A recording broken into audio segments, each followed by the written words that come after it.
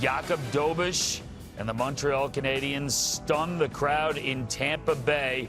Marty St. Louis' team, to the delight of fans back home, get the victory despite setting an NHL record for fewest shots in a playoff win. 9 shots on goal for the Montreal Canadiens, yet they win 2-1, and now the bracket in the second round is complete. It will be the Sabres and the Canadiens. Game 1 of that series will be Wednesday night. We'll have it on TNT. Back here, Liam, Biz, Ace, and the coach, Rick Bowness. I think if you're a Tampa Bay fan, you're sitting there and you're shaking your head and you cannot believe that you're going home right now and it's all over after you only gave up 9 shots on goal. And the goals that were scored in this one, not direct, let's put it that way, a great deflection and a, rather remarkable goal for Newark, but an unorthodox one. I'm going to say it again. 9 shots on net. I'm sure people at home are like, did Liam just say 9 shots on net? 9 shots on net. Incredible. But it talks about the importance of funneling pucks towards the blue paint, because you never know in a Game 7 situation. It's not always going to be pretty.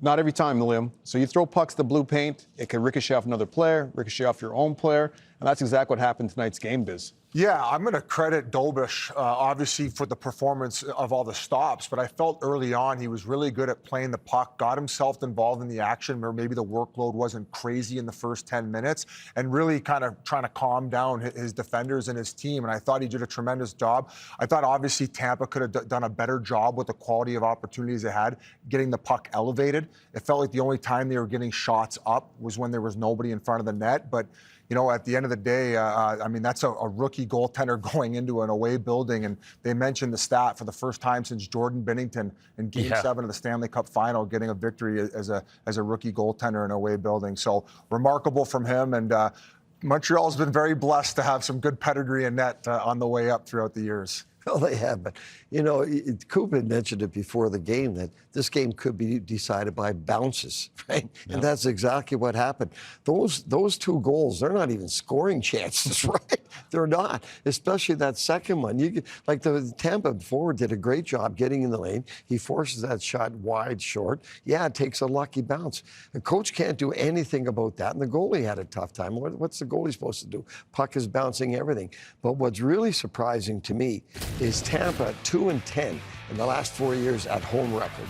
Yeah. And again, like Kuch, Point, Gensel, and Hagel, you need those guys to produce a goal here tonight. You're only giving up 9 shots. Your top-end guys, you're counting on them to produce at least 1, and unfortunately, that just didn't happen for them tonight. Dobish was great. Give Montreal a lot of credit. They were packing it up around the net as best they could. They were doing some good box outs, good sticks, getting in shooting lanes. So give Montreal a lot of credit. Without the puck, with the puck, they got a little lucky. It's the 4th straight postseason where Kuch has kind of struggled offensively to score goals. Yes, a ton of assists, which he's going to have playing that half wall in the power play, but if he's not scoring goals and drive that offense for this Tampa Bay Lightning team, Coach, Tampa Bay's going to struggle, and they've had now for 4 straight years. They have, and it's not only the scoring goals, it's creating plays. He's such a great passer.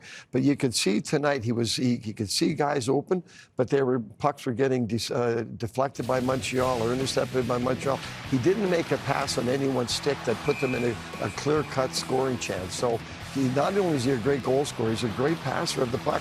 But it didn't happen tonight for him. You'd have to imagine Martin St. Louis prepared his team for maybe some of the predictability that you see from Kuch as far as a pass-first mentality, right? I don't think he was as much of a shot threat. Now, I do want to compliment Montreal. They came out on their toes, and they were a lot better on the forecheck. As you mentioned, they got their D a little bit more involved early on in that third period, making adjustments. And then, of course, on the winning goal. And we're going to roll it here from a north-south angle, and it's all about the forecheck. And it's a great job by the forward. So they get a good breakout here, and check out Demidov in the middle. He sets that little pick, and then he's going to go for the change. So right here, you're seeing Suzuki as the first forward. He beats those 2 guys. Great job by Slafkovsky there as the second guy to get that stop, and he ends up getting it to Newhook, who's got fresh legs. And when you're coming on the ice and you can basically see the whole play in front of you, he's aware that they have so many forwards and players that are low on the ice for Tampa Bay that he ends up going right back up top. And that's where all the time and space is. And they end up going D to D. And you also mentioned it too, Bones. They did a good job of getting out in that shot lane. So Hudson shoots short side. You still get the shot through. Obviously a very fortuitous bounce and just incredible hand-eye and awareness by Newhook, thinking, hey, he's off his post a little bit, reaching for that puck.